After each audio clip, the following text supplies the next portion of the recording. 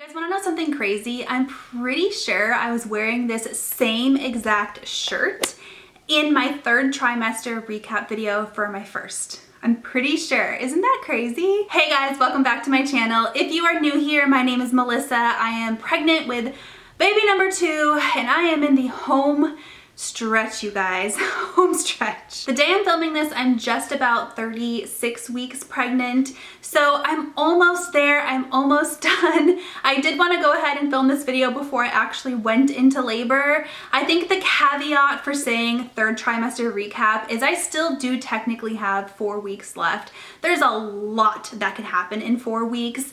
The last 4 weeks of my first pregnancy, things kind of went a little wacko. My blood pressure started getting high. I was on pre-eclampsia watch. I was on bed rest. I actually had to end up being induced early because of it. And so a lot of stuff can happen. I'm hoping it is smooth sailing the way it has been through the end of this pregnancy, but I wanted to update you up until this point. That way I could get it ready to go and just know that there might be additions to this in the future. I cannot believe that this pregnancy is almost over, you guys. I mean, most of the time, this time of the year, I'm like, I can't believe the year is almost over, which I can't. This has been quite a year for me. Holy moly, it's been a wild year for me, but I can't believe this pregnancy is almost over. I can't believe I'm gonna have a baby, another baby. I'm gonna have 2 kids. That is wild to me, but I did want to go ahead and recap the third trimester as much as possible. I have my 7 questions that I usually go over with you guys, so we're gonna start with number 1, which is new symptoms. I have a list of stuff on my phone to go through here with you. I feel like third trimester, inevitably I knew it was gonna happen, but it's kind of like you hit a brick wall your third trimester. You get large, you get heavy, everything hurts, you're tired, you're achy, and then all the symptoms seem to come back. So I have the first thing on here, restless legs. Holy moly, the restless legs have been crazy. I remember getting like spurts of this here and there with my first, but it wasn't something notable. In fact, I don't even know if I mentioned it in a video with my first, but this time around, the restless legs, especially at nighttime when I'm trying to sleep, have been so bad.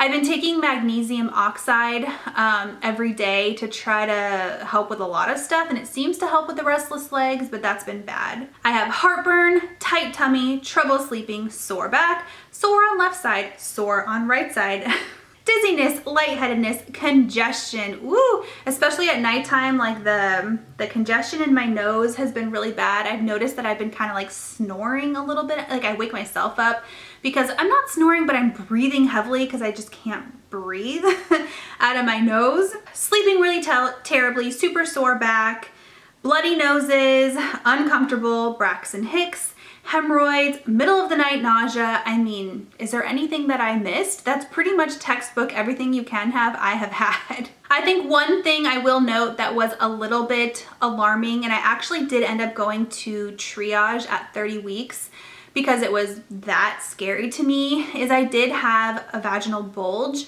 So TMI alert here. I was like 30 weeks in a couple of days. Woke up, went to the bathroom, everything was fine. I had no pain, no bleeding, no liquid.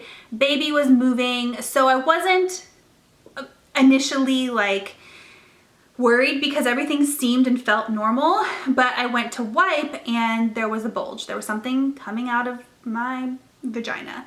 So naturally freaked out because I mean, what you start thinking of is like, is that a foot? Is that an umbilical cord? Is that my bag of water? What is that? Is that my complete uterus just falling out? Like, what is going on? So I ended up going to triage, which is like the place you go to when you think you're in labor. I didn't think I was in labor, but I also thought something might be wrong. So I had to pack my hospital bag, get my butt to the hospital, and what ended up happening is they called it bladder prolapse. So is that the exact verbiage? Yeah, bladder prolapse, pelvic floor tissue and bladder sagging. So basically, because I've already had a baby and I've already pushed a baby through my vaginal area, my pelvis, all of that, everything healed, of course, but it's not the same as it used to be. Stuff has shifted. it's just different down there. And my pelvic floor is saggy. My bladder is saggy. And basically what's happening is because baby is getting so big and so heavy and pushing on my cervix and pushing on my bladder, especially if my bladder is full, especially if I'm squatting or sitting on the toilet, things like that, it puts so much pressure on my bladder that it starts to sag. And the tissue that is right underneath of your bladder is what was bulging out of my vagina. So it's not, I'm laughing because what can you do, right? You have to laugh. It's not harmful to me. It's not harmful to baby. It's not painful in any way. It's not going to cause issues as far as giving birth or cervix checks or anything like that. It's basically more of a nuisance at this point in time. And then once I deliver baby number 2, we'll have to look at things like Kegel's, pelvic floor, therapy, and then if that doesn't fix it, I might have to look into surgery. Fingers crossed that doesn't happen. Okay, question number 2 is mental health update. So my mental health has actually been pretty good this past like 3rd trimester, this past couple of months. Of course, I struggled immensely 1st trimester, 2nd trimester because of the miscarriage I had right before this pregnancy. I think as time goes on, I don't want to say I've moved on from miscarriage because I will never move on from that. I'll never forget about that. But I feel like it's true when they say time heals all wounds, and I focus mostly on just being excited for this baby and focusing on what I do have and thanking, you know, God for the healthy pregnancy and the healthy baby that I have this time, and being thankful for what I have this time. And I feel like focusing on that, keeping myself incredibly busy with Christmas planning and nursery planning and all of that has really just helped my mental health so much. I've been in a much better place. I'm much more comfortable and happy with this pregnancy than I was a few months ago. I have no idea what's gonna happen after I have this baby. I have no idea if hormones are gonna trigger anything. I know with my first, I had a little bit of depression towards the end of my 1st trimester. I'm sorry, my 3rd trimester. And I think it was because I was starting to realize that my life was going to be completely different and it was going to totally change. And it just kind of made me a little bit depressed. This time I know exactly what I'm getting into. I know exactly what to expect for the most part. I'm not worried about that. I don't feel any kind of depression now. I don't know what's gonna happen afterwards, but I'm feeling good now. Weight gain is the 3rd thing I wanna tell you guys about. So as of my last appointment, I had gained 21 pounds this pregnancy so far. So my goal was to stay around 25 to 30 pounds. And as long as I go on the same track that I'm going on now, which is about 1 pound a week, then I should be good. I should stay in that range. That is the healthy weight gain range that you want to stay in. I'm sorry I'm going like this. My back is hurting really bad, so I'm trying the best I can here, you guys. So I'm very, very proud of that weight gain. With my first, I gained like 45 pounds. I didn't lose it all before starting this pregnancy, and so I started with extra weight to begin with. So this time around, I told myself I cannot gain 45 pounds. I cannot gain 40 pounds. I cannot gain 35 pounds. Like, I need to stay in the healthy range, and I've done a really good job of doing that. So a lot of that has been portion control, small portions. I haven't really changed my diet as far as what I'm eating very much. It's just the portion size. Number 4 is products that have helped me so far. So belly band, the little straps that go around your belly and lift up your belly for support, has really been my go-to main product so far. It's been a lifesaver. I mean, it helps with the backaches, it helps with the sore sides, it helps with all of that. That and then Tums. I just live on Tums and my magnesium. Belly oils. I mean, that's really it. Nothing, all the standard stuff. Okay, number 5 is doctor's visits and baby updates. So I've had a couple of doctor's visits. So I had one at 28 weeks, and that is when I had to get my Tdap shot. I have here written down that baby's heart rate was 148. Everything is good. And then I also have 30 weeks, so every 2 weeks, 30 weeks. I have doctor's appointment, all is good. Baby's heart rate is 152. Baby's head down at that point. So that was when the first time I had asked the doctor to kind of feel my belly and see if she could tell if baby was head down. And he was at that point, and he was on the left side, which is the perfect position, like the optimal birth position, getting ready to go. At that point, that was opposite of Lincoln, my first. So Lincoln favored my right side. This baby seems to have favored my left side. He has since moved, which we'll talk about here in a minute. But I was so excited after that appointment because he was on the right side, he was on the left side, the right side, back on the left. He was on the left side, which is the correct side, head down. I was like, yes, this is gonna be perfect. He has stayed head down, thank goodness, but he has shifted sides since then.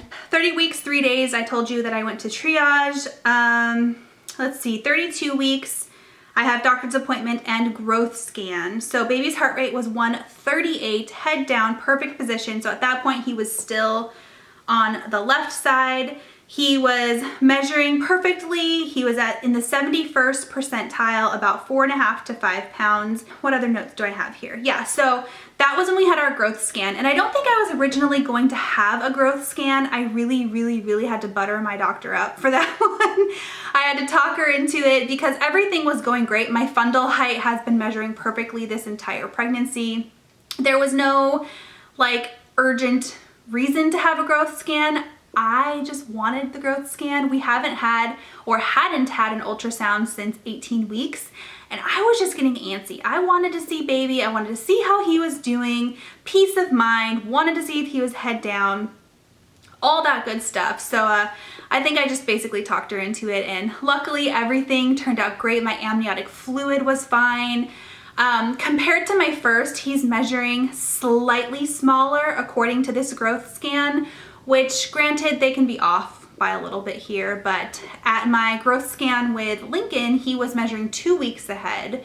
And with this baby, he's measuring 1 week ahead. So that makes me think he might be slightly smaller when he's born. I don't think he'll be significantly smaller. He'll still probably be in the 7-pound range. Lincoln was 7 pounds, 11 ounces. So we'll see. I don't know. You never know. It just kind of gives you a little bit of an idea. But the most important thing is he's healthy. He's measuring fine. He's head down. Everything is good. And then 34-week appointment is the last one I have to update you guys on. So baby's heart rate was 148. I had gained 21 pounds. My blood pressure is good, which I had to note because like I said at the beginning of this video, with my first pregnancy, right around 36 weeks is when my blood pressure started to spike. And that's when everything started to kind of spiral. So as of 34 weeks, my blood pressure is good. Baby is good. Everything is good. But like I mentioned before, baby did shift sides. So his back is now on the right side instead of the left side, which is still fine. He is still head down. Everything is still fine. My doctor is not worried in the least bit. But to kind of give you guys a background on why that matters, babies naturally spin clockwise in labor. So if baby is on this side, they have to make a bigger spin. So they spin clockwise until their back is facing your front and they're face down, basically. They spin until they're in that position. So if baby is on the right side, they have to make a bigger spin in order to get to that face down position, right? Whereas if baby's back is on this side, they only have to spin a little bit like that, and then they're there. They will not spin the other direction, basically. So that's the only reason, is it just takes a little bit longer for them to shift during labor, which can mean slightly longer pushing. But it's nothing to worry about. My doctor was like, you've done it before. Lincoln stayed on this side until he was born. I mean, the day I went into labor, he was on this side and he was born perfectly fine. I pushed for about an hour. So she said, don't even worry about it. If for some reason baby doesn't want to spin or isn't spinning or gets stuck in the sunny side up position, they actually just reach in and flip the baby. And I was like, okay, well, hopefully that doesn't happen, but that's the only thing. It's not a complication. It's nothing to worry about. I'm not worried about it. I'm not going to do anything to try to spin him. There's lots of exercises and spinning babies. I'm not even going to worry about it. It just is what it is. If he's going to stay on that side, he's going to stay on that side. If he's going to move, he's going to move.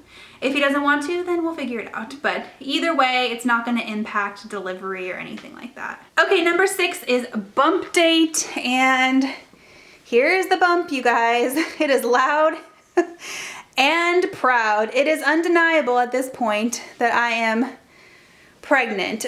Strangers are starting to ask me about it, which is a bold move, I must say. I feel like it's kind of the social norm nowadays that you shouldn't ask anybody if they're pregnant, even if they are obviously pregnant, but people are still doing it.